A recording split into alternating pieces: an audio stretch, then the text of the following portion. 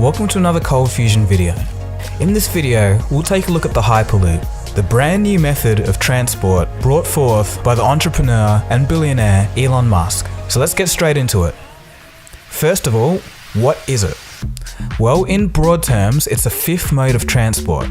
So far, throughout history, we've been using trains, cars, planes, boats, and technically rockets, but I haven't been in one, and you probably haven't either, so that doesn't really count.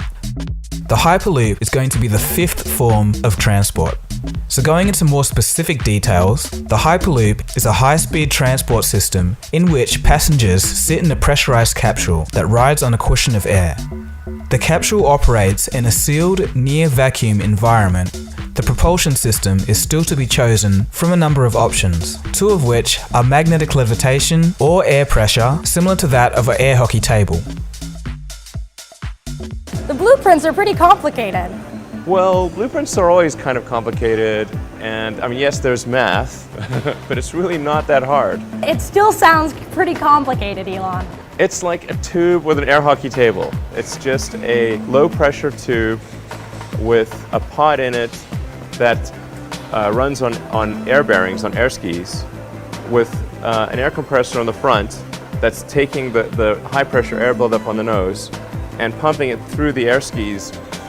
It's really, I swear, it's not that hard. The system is proposed to travel at an average speed of 900 kilometers an hour and at a top speed of 1,220 kilometers an hour. Elon really doesn't have that much time to do this one. He's too busy building rockets, electric cars, and batteries to power homes. So he's given away this idea and outsourced it in the form of a competition. Several companies have formed to take on the project, and even some all-star, interdisciplinary, student-led teams are working together to advance the Hyperloop technology. But more on this later.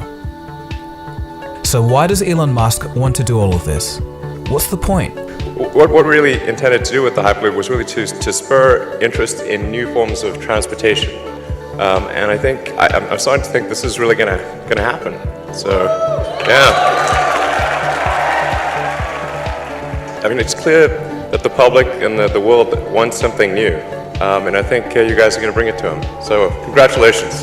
Yeah. Okay, so how did the idea come about?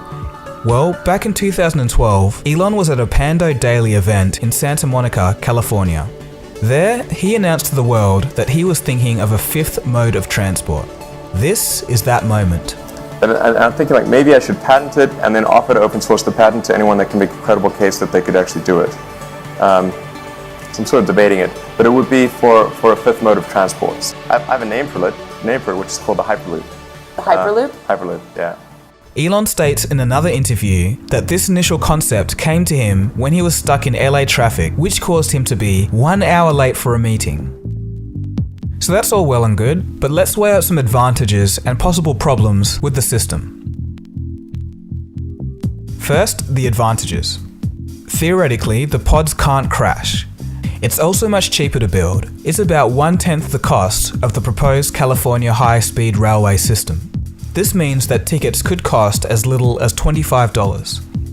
It's also a lot faster. You can basically get from downtown LA to downtown San Francisco in 30 minutes, and it would take about the same time to get from Amsterdam to Paris. Just as a side note, for distances longer than that, it's actually more economically viable to use a supersonic jet. It's also extremely energy efficient due to solar power utilization. In fact, the Hyperloop could generate more power than it consumes as a closed system. Because you generate more power than you would consume in the system. And there's a way to store the power so that it would run 24/7 without using batteries. So technically, the whole thing actually acts as a power generator. Okay, so let's move on to some possible problems. Here are some thoughts from the critics of the Hyperloop. They say that the experience could be frightening because passengers would be in a narrow, sealed, windowless capsule inside a sealed tunnel. Also, the fast acceleration and noisy vibration could cause motion sickness. There are also logistical questions regarding how to best deal with equipment malfunctions, accidents, and emergency evacuations. Finally, the costs may be higher than anticipated. Elon has stated that he realizes these challenges, but has strong faith in the skills and innovation of those working on the problem. In addition to this, designs could also change in the future for the better. Okay, so just for fun, let's take a wider perspective on the concept of the Hyperloop. You may be surprised to realize that such an idea is over 200 years old. In 1812, British mechanical engineer and inventor George Medhurst wrote a book detailing his idea of transporting passengers and goods through airtight tubes using air propulsion. The first real working application of a Hyperloop-style transport system was the Crystal Palace Pneumatic Railway.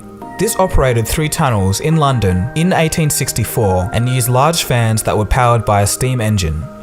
The line actually operated successfully for a year before it was closed down. Alright, so back to the present day, let's look at some current progress of the Hyperloop. So right now, tracks are being built in Nevada, allowing engineers to test systems and refine their designs. 3 companies have already begun funding rounds to operate the Hyperloop. They are Hyperloop Transportation Technologies Inc., SpaceX, and Hyperloop Technologies. Hyperloop Technologies and Hyperloop Transportation Technologies Inc. have been talking to 10 governments, including China, to build Hyperloops in their major cities. There have also been other simulations and tests done by independent companies, just to see how the concept would be. For example, MATLAB ran a test with Simulink to see how the Hyperloop would perform on the proposed California route. In the simulation, we have speed at the top, passenger comfort measured in G-force, and elevation at the bottom. Passenger comfort is what we need to keep an eye on here. Just for clarification, G-force is basically the measure of pull on a body due to a change in direction when in motion. For reference, a car turning a wide corner with a radius of 23 meters at about 50 kilometers an hour pulls about 0.8 Gs. As you can see, the passenger comfort in this simulation of the Hyperloop stays mostly within the 0.5 region due to some natural dampening by the air cushion. So it actually seems like this idea could be pretty comfortable, maybe no less comfortable than a car in fact, mathematically and theoretically speaking anyway, of course. Alright, so we're almost at the end of the video, but just one last bit. Let's take a look at the Hyperloop pod competition.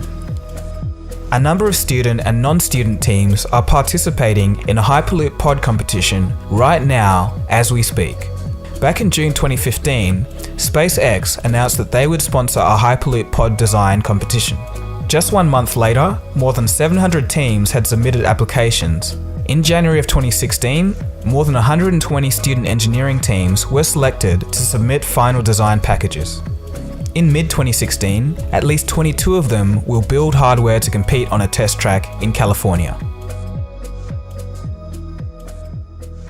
I really think this is an amazing opportunity for young engineers, inventors, and designers to really get their minds working on something that could change history. It's encouraging to see. The Hyperloop seems to be a concept that could revolutionize medium-distance travel. But furthermore, the actual concept of outsourcing and openly floating ideas, designs, and talents is an amazing new way to innovate and do business within the infrastructure sector. The violent shift away from the status quo is also really exciting. We just have to watch this space closely in the future. Anyway, that's the end of the video. Thanks for watching. This has been Dagogo. You've been watching Cold Fusion. Give this video a thumbs up if you liked it. Subscribe to this channel if you're new. Definitely do that. There's a lot of interesting stuff on this channel, so take a look around and find a video that you like. And I guess I'll see you again soon for the next video. Cheers guys, have a good one.